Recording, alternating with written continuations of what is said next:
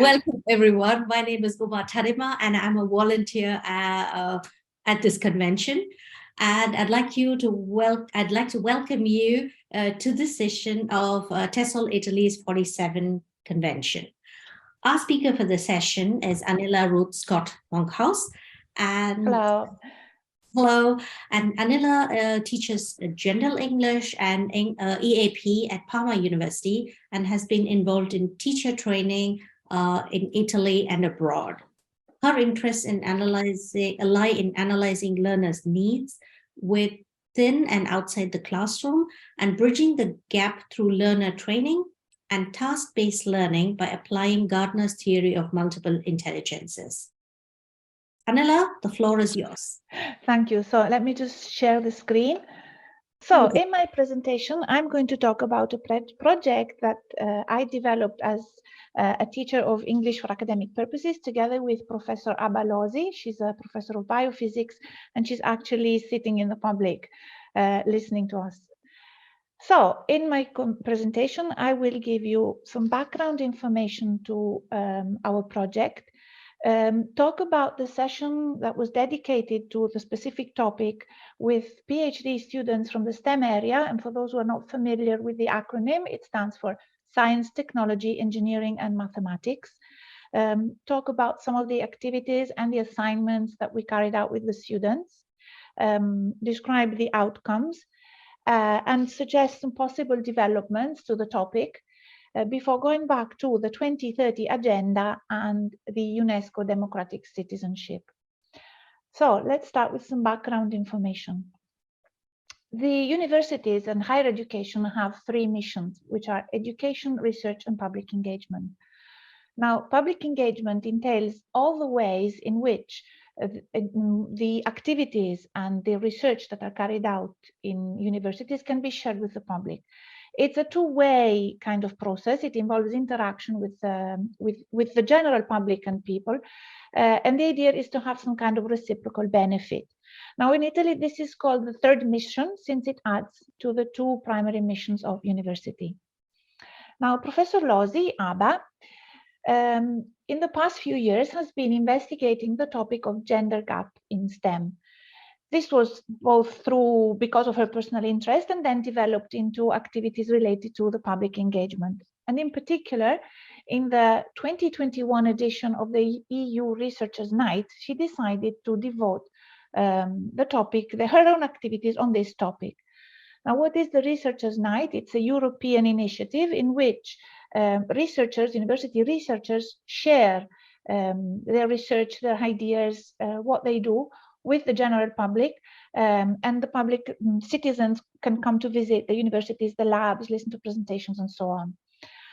So for this particular edition, she started investigating the topic and collected data on female employment in Europe and the US, on enrollments at the university where we both work in Parma, which is in northern Italy. She collected data from many sources, such as the Global Gender Gap Report, the Malala Fund Report, the book Invisible Women. She collected information from biographies of famous and less famous women scientists in the 19th and the 20th centuries. And she actually carried out live interviews with women scientists herself. And this led to the production of a presentation in the 2021 edition and posters. At the same time, however, she was interested in getting to know the opinion of our young scientists, our PhD students in the STEM area in Parma University, since they are, in a way, the first ones to be involved in the idea of research and probably meeting the issue of gender gap. And she had the idea of trying to connect the topic to English and actually investigate their ideas through English. Now, I have to admit that at the beginning, it was a little daunting. I didn't know how to do this, although I was really curious to do something about it. And I realized that Aba's idea, I think probably you can't see the top, but it says mind the gap to close the gap. So her idea was, if we pay attention to this gap, we can maybe start closing it. And her initial question might be, what does a scientist look like? And this is the common image that people tend to think of. And she was thinking, yes, but how do STEM doctoral students feel about this? Like, they are really actively involved in this, and that they're beginning to take their steps in this world. At the time, I was teaching an EAP course with the very same students, which is called Academic Study Skills. Now, this course is based on trying to provide the students with the skills they need for their own research and for communicating their research. But each year, it's been going on now for 13 years, each year it's tailored to the needs of that particular group by analyzing their expectations and how they feel about using English through motivational letters. And in their motivational letters, what came out is that they are very much aware of the fact that English is the lingua franca of science. It's what they need to communicate what they're working on to the scientific community. It's the language of international seminars and so on. But they also realize that it's what they need to socially interact with people and, I'm using their own words, break the barriers of nation borders. What really triggered my imagination was these words spoken by Professor Gartner, who's a professor of physical chemistry at the University of Leipzig. These words were spoken at an informal dinner, and he was talking about how confident he felt when he was talking about anything connected to his professional world when he was spending a few months in the US, and his frustration at he felt, with his words, he felt handicapped when he was talking about less professional topics. So things like planning the social weekend and something not quite connected to the technical field. So I started thinking, and I was thinking, okay, so what was the problem there? What was happening? Why was it happening? And could it be a familiar feeling for professionals who are not native speakers of English? And what can we do about it in the English class? So I started talking with Abba, and we started thinking about transforming the topic into a kind of unique opportunity to investigate through English a topic which, for the PhD students, is close to what they're working on, and at the same time distant, because they deal with data, they deal with research, and yet it's the world that they are in. So trying to express thoughts and opinion and discuss things, and leaving English as a lingua franca for science and giving it a wider scope. And together with Abba, we sat together and started thinking about a lesson plan and how to organize it. And we came up with a few ideas. But my first approach was probably what we all do. I went to Google and I started looking for gender gap. And this is what Google returned. And this started giving me more ideas. And at that point, we started thinking, okay, we can put together a session that would then bring some food for thought for the 2021 edition of the Researchers' Night, to add to what Abba was already working on. So what we did was, we thought of an integrated skills session with the students. It was actually a full day, and we had credits recognized for the work the students were carrying out. And the session consisted in a warm-up activity. And they had a variety of activities ranging from reading material, a web quest, video input, then some discussion work, a writing task where they were reflecting on their own personal experience and expressing opinions. And these, whatever they were writing, these compositions were then uploaded on a shared folder, which they could then explore looking at each other's work. So I'm just going to describe a little the activities we carried out. The warm-up consisted in this list of 15 sentences, which were on a Google form, and I asked the students to decide how much they agreed with the statements, and they were given a score 1 if they didn't agree at all, and 5 if they fully agreed. Now, I gave them very little time to do this, because I didn't want them thinking too much. I wanted them to just trust their own gut feeling and react immediately to the sentence. Now, all sentences began with the word women, and all sentences contained comparatives. And what happened was, at the beginning, they were very much middle of the road, assigning a score 3 as if they really didn't have any opinion. And then their opinions started getting stronger. So you will notice that, for example, 67% of the students thought that women are more creative, that they are more competitive.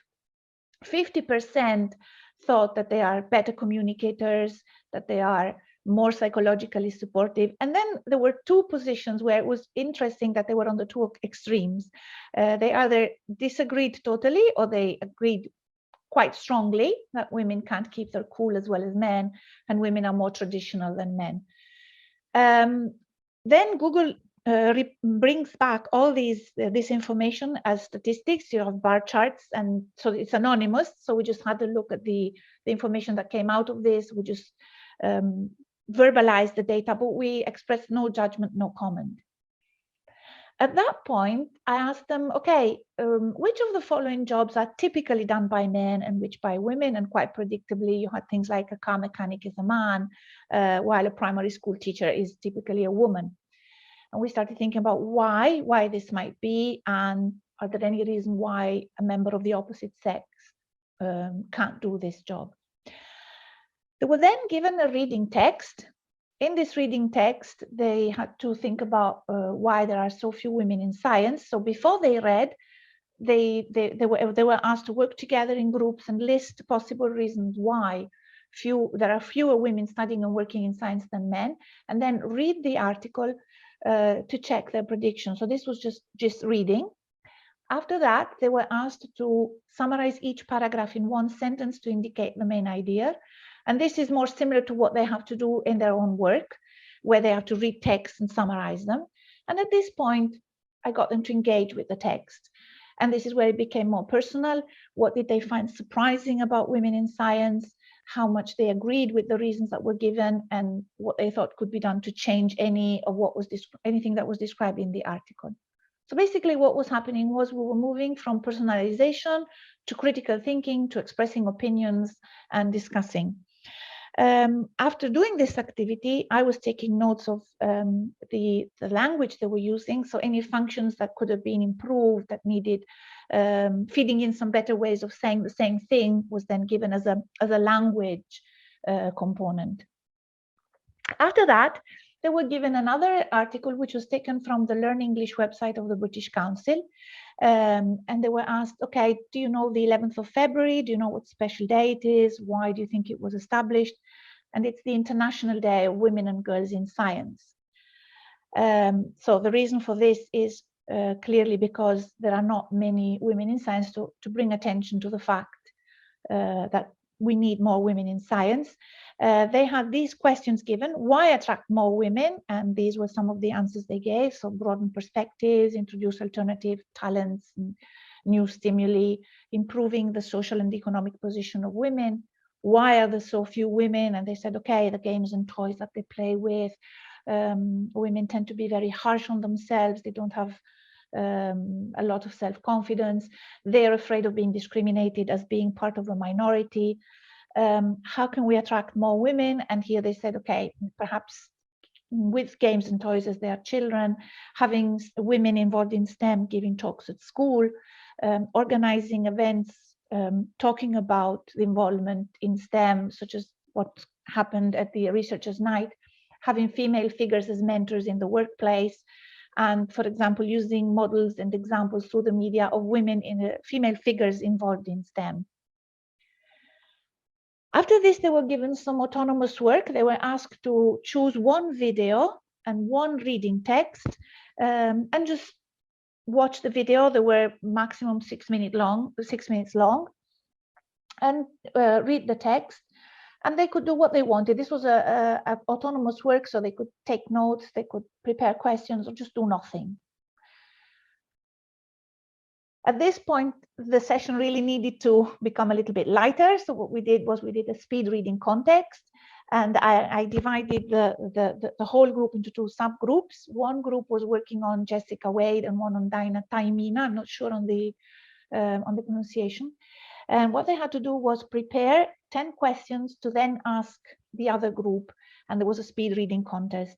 The idea was, as I said, to give a lighter tone to a session that was getting to be a bit heavy, but also to introduce them to some probably unknown figures in the world of science. just very briefly, Jessica Wade is a physicist.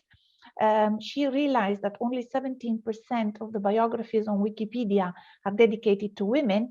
And so she has actually prepared and contributed biographies of female scientists to Wikipedia. Diana Taimina instead found a way of explaining hyperbolic space through her own hobby, which is, you can see it in the picture, crocheting. At this point, we went to the video. Now, in 2012, the European Commission asked an agency to create a video to encourage more women in the field of science.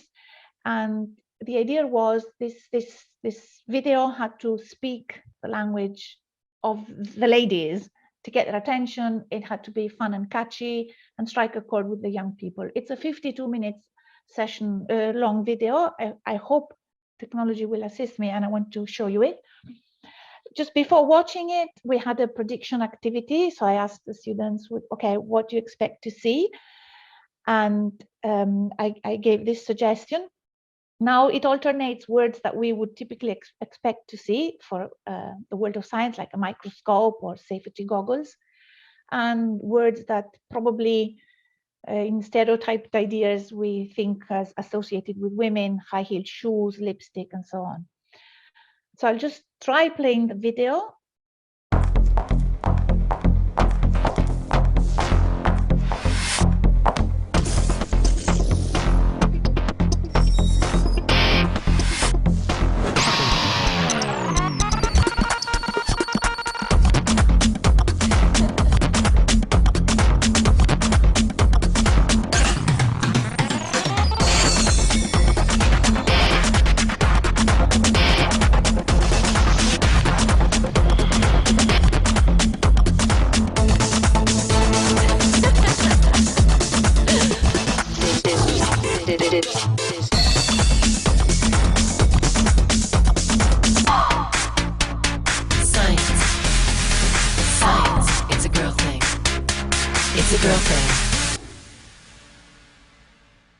Okay, so I hope that was, you could see that and hear the sound as well. So after they'd watched the video, we started thinking about what they thought about the video and more about the slogan, "Science, it's a girl thing," asking them how effective they felt it might be in encouraging girls and women to take up a career in science, why they thought that. And then I introduced a critical incident, getting them to engage personally and emotionally with the topic, not only intellectually. If you had the opportunity to speak to the advertising agency, what would you suggest they do? What would you change, add, leave out, and why?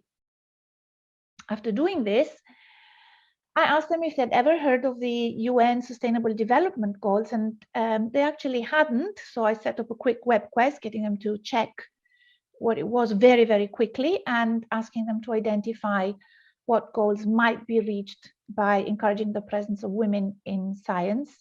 And they identified Goal 4, quality education, and Goal 5, gender equality. At this point, they were given the written assignment. Say they had 11 questions, and from question 2 to 11, they had to write at least 2 sentences, approximately 30 words. The first questions were more personal. So what they studied, why they chose that subject, who inspired them and how, what made them decide to pursue their studies after the master's degree, and who their role model was.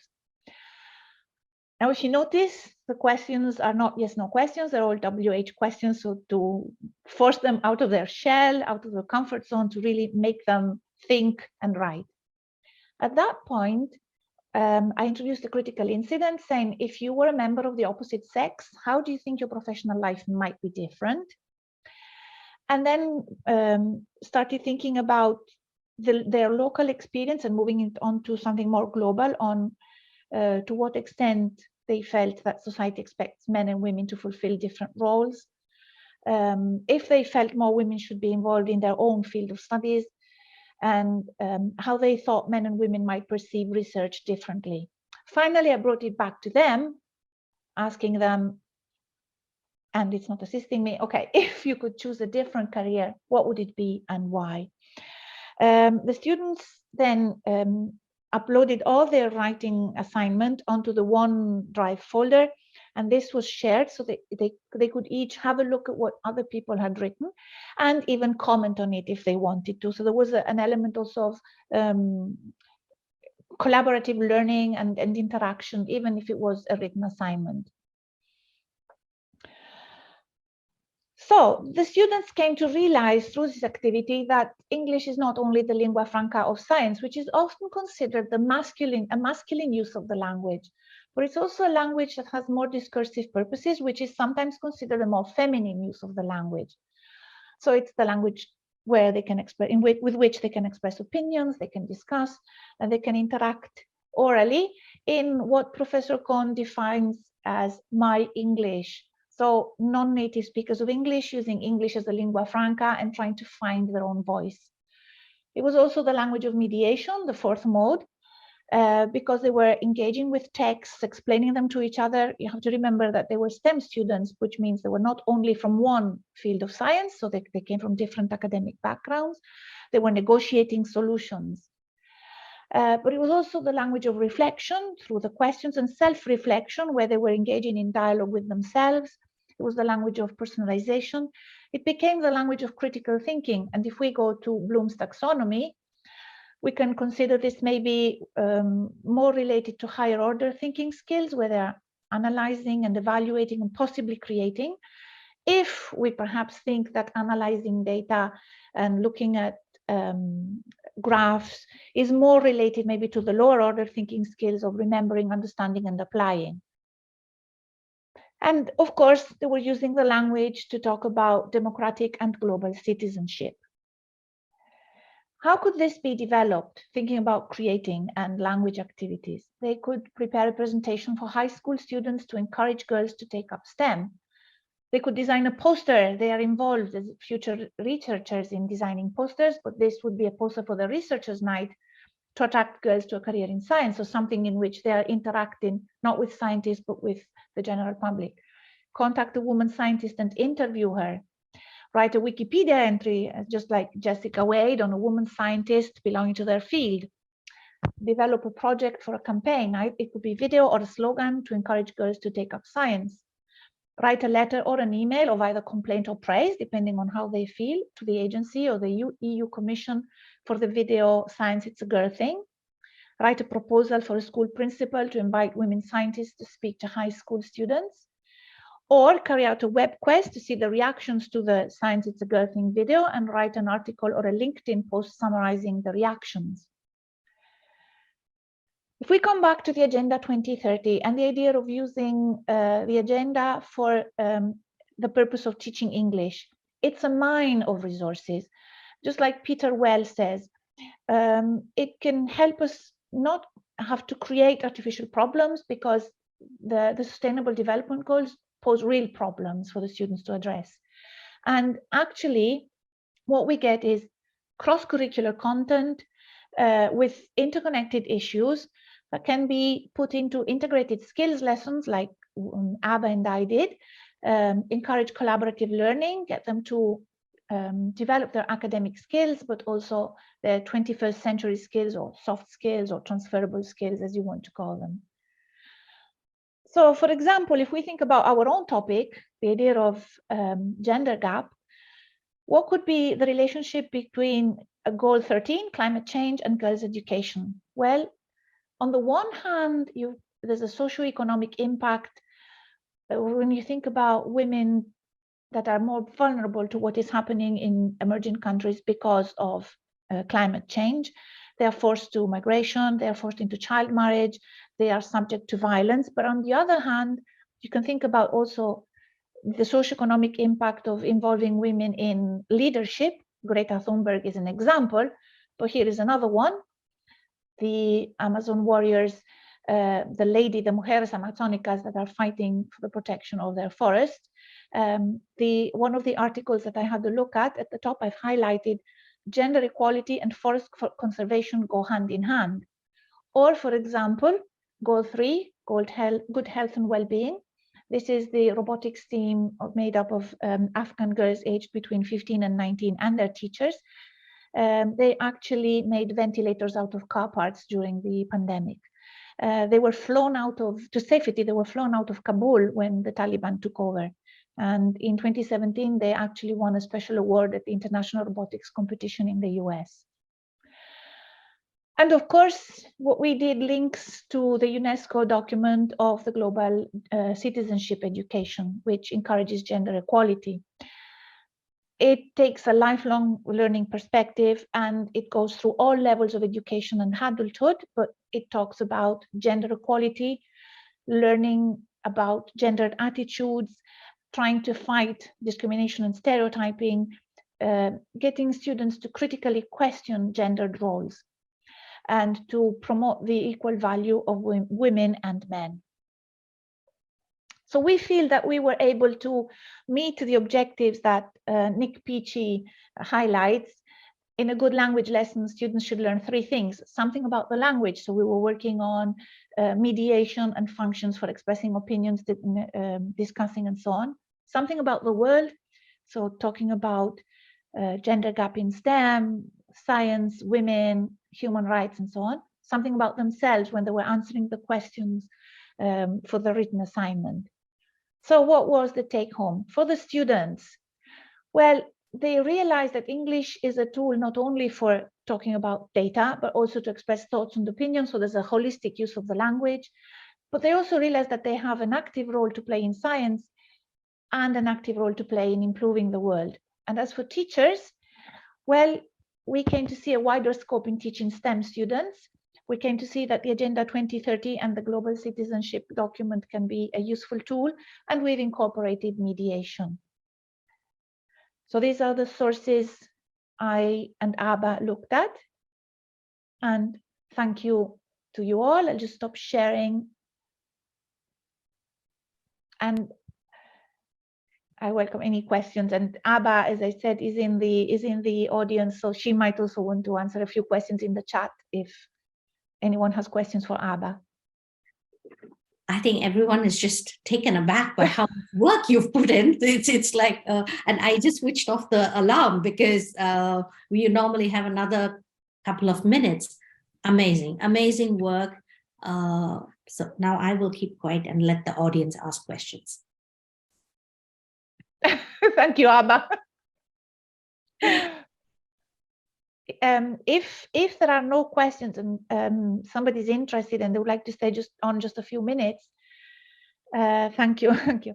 I do have a few of the answers that the PhD students wrote, so you know I can share those. I didn't incorporate them right away because it would have been too long.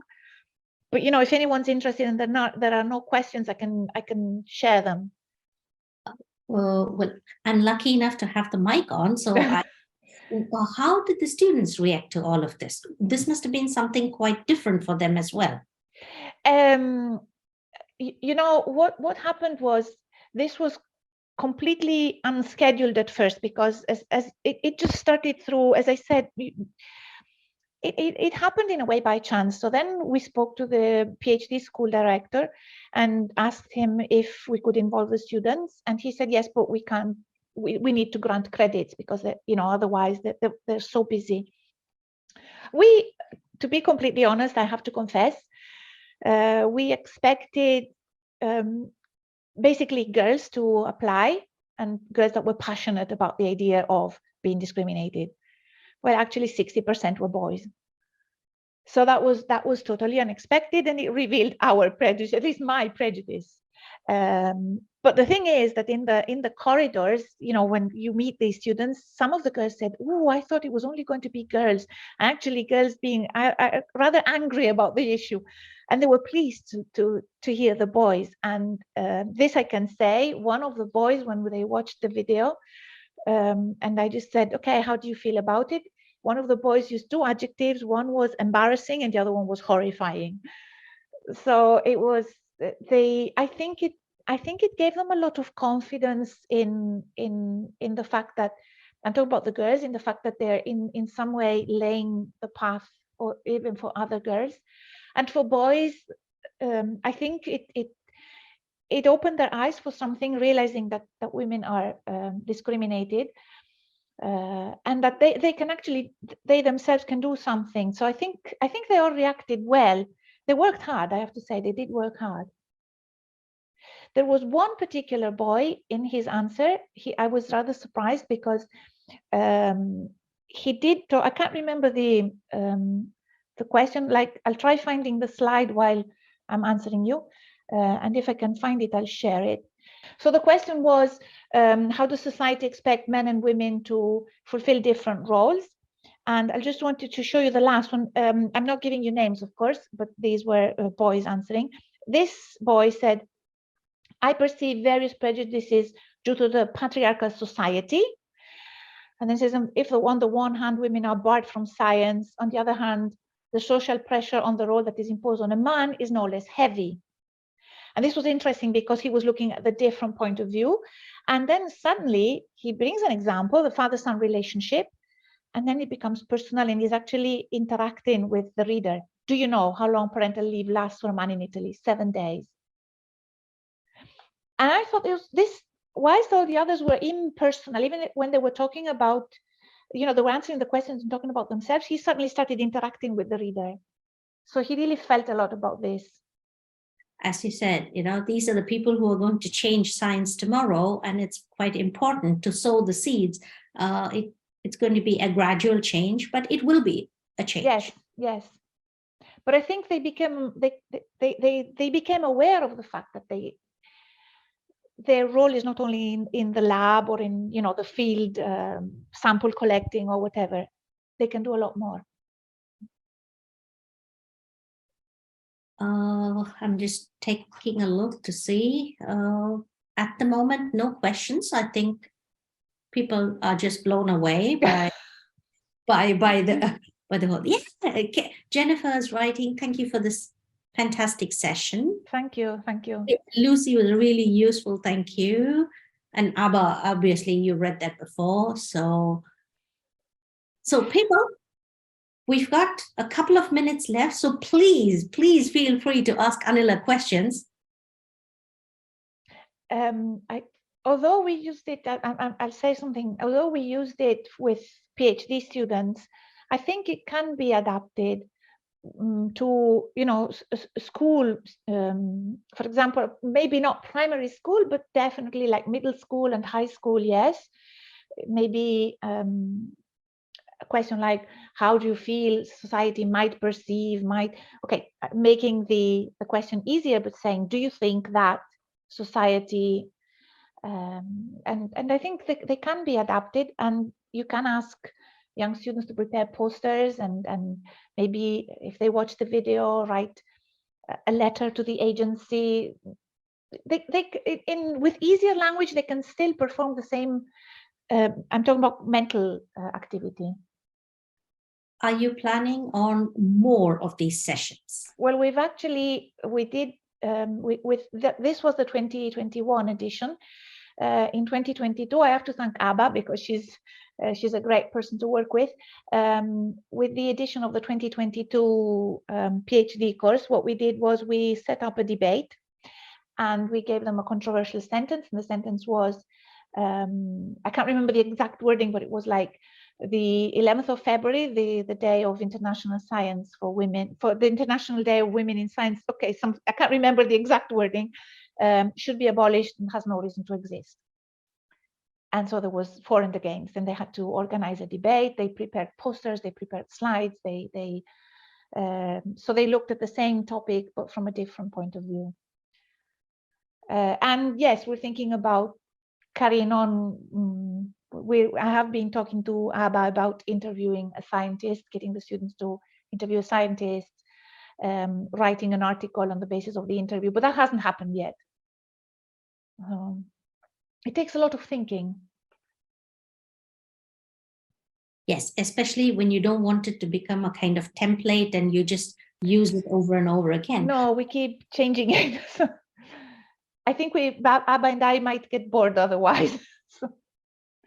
And then, of course, it can't be the only activity we're carrying out with the students. They need to use English also for their research. So I mean, it can't be the only focus.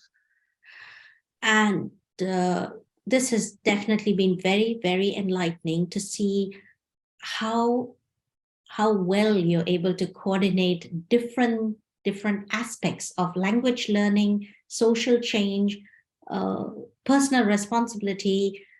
Fantastic. Well, thank you. But, you know, Abba, Professor Lozzi, she needs to get a lot of credit as well. I have to say, it was her idea. Then we worked together. Of course, she's, as I said, she's a biophysicist, so she's not really involved in teaching English. So I would be the speaker, but she's here, she's listening. Okay, thank you, everyone. Thank you. Bye. Bye.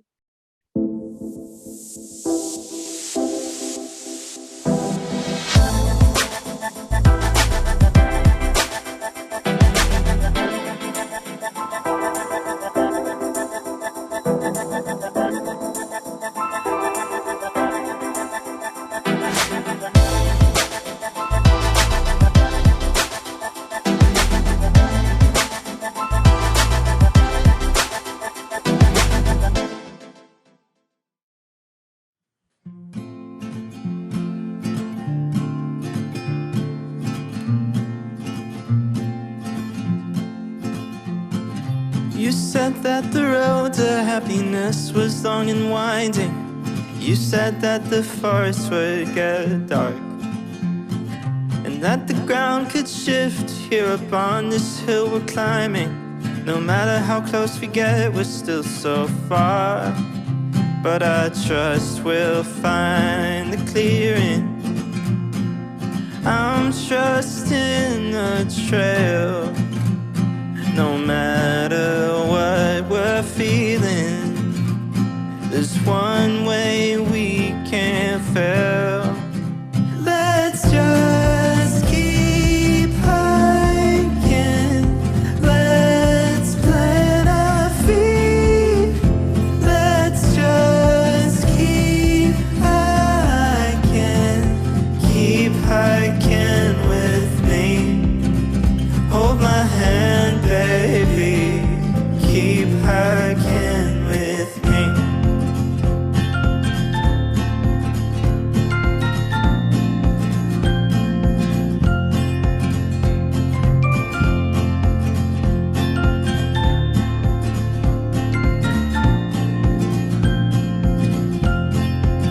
You said the road up to success was an impossible test unless we had some sort of map.